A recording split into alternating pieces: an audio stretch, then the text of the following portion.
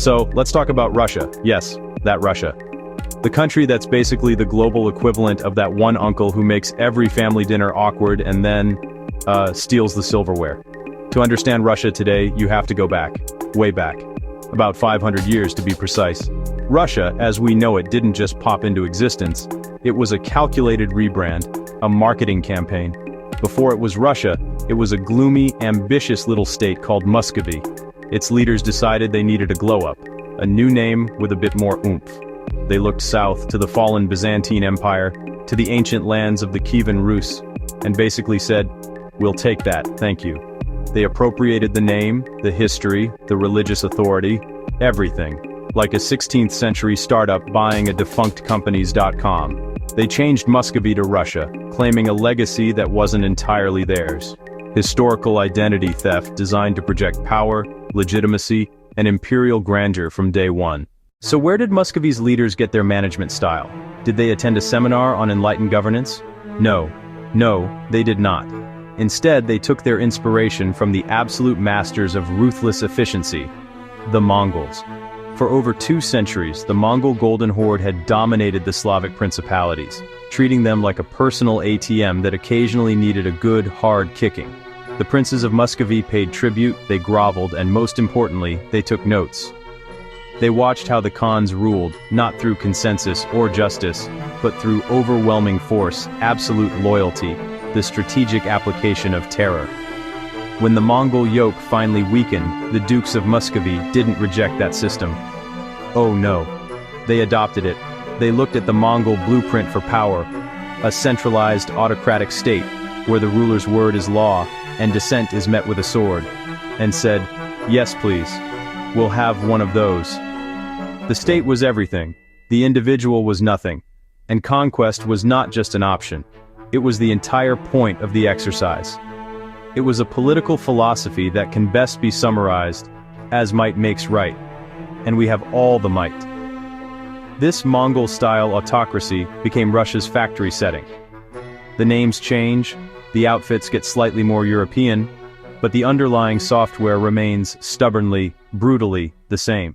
Just as the Mongols swept across Asia, the new Russian state began to sweep across its own continent. To the east, it swallowed Siberia. To the west, it pushed into Poland and the Baltics. To the south, it conquered the Caucasus and Central Asia.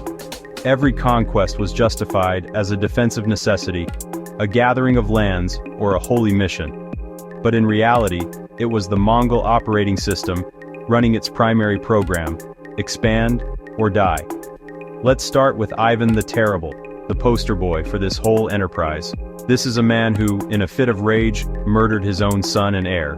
He also created the Oprichnina, a black-clad secret police force who rode around with severed dogs' heads on their saddles to symbolize their loyalty and their mission to sniff out and destroy treason.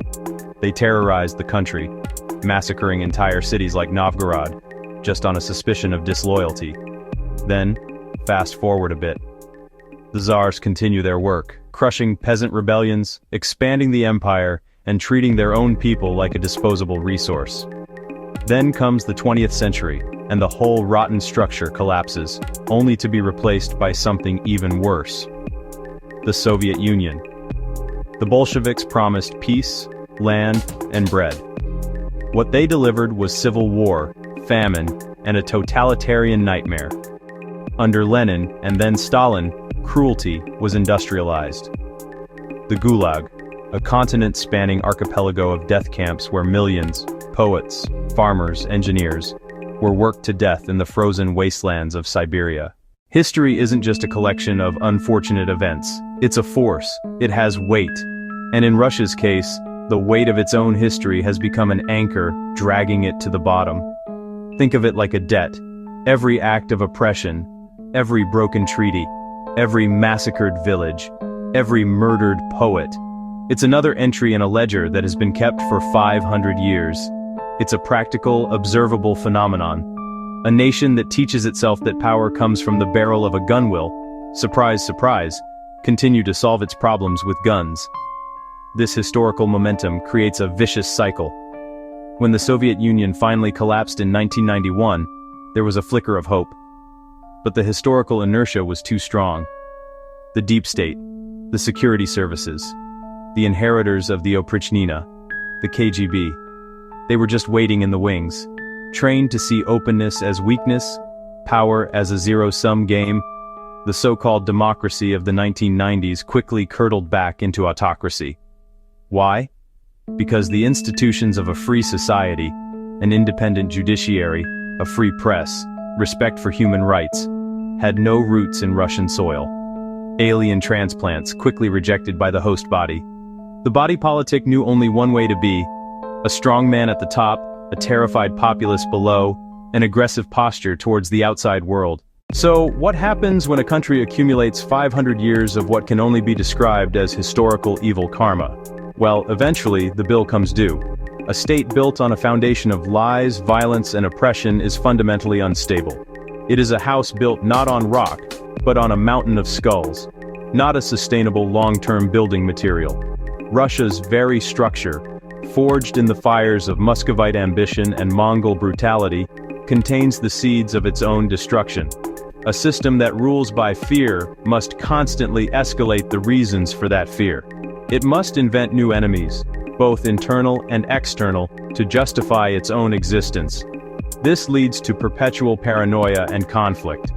It drains the nation's resources, its talent, and its moral energy on military adventures and internal repression. Talented and free-thinking people are silenced, imprisoned, or they flee. An empire held together by force will fly apart the moment that force wavers. The prison of nations is starting to see its bars rust through, and the inmates are beginning to rattle them. The system is brittle. No flexibility, no mechanism for peaceful change, no way to correct its own course. It can only double down on the same brutal tactics that created the problem. This is the endgame of autocracy. When you make dissent impossible, you make revolution inevitable. So, let's recap. Fraudulent rebranding, adopted the governing style of a conquering horde, spent the next 5 centuries practicing and perfecting the art of cruelty on an industrial scale. Tsars' secret police, Stalin's gulags, modern-day assassinations of journalists and dissidents. It is a history written in blood, illuminated by the light of burning villages. This isn't an aberration. It is the very essence of the Russian state as it has existed for half a millennium. A unique civilization, a third Rome, perpetually besieged and misunderstood.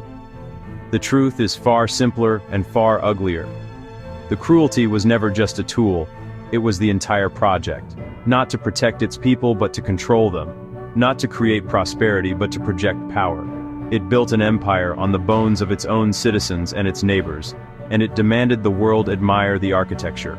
And now, we are watching the final act of this long, bloody play. A regime that declared war on truth, on freedom, on human dignity, cannot stand forever. It hollows itself out from within, a fragile shell of paranoid power. The foundation, laid by Muscovite princes who wanted to be emperors, was rotten from the start. A house for a ruler, built on a graveyard. The collapse will not be a tragedy, it will be a reckoning. The world watches a fundamental law in action. A structure built on a foundation of pure, unadulterated evil cannot, and will not, survive. The house built on bones is finally coming down, and the only real question is who it will crush on its way.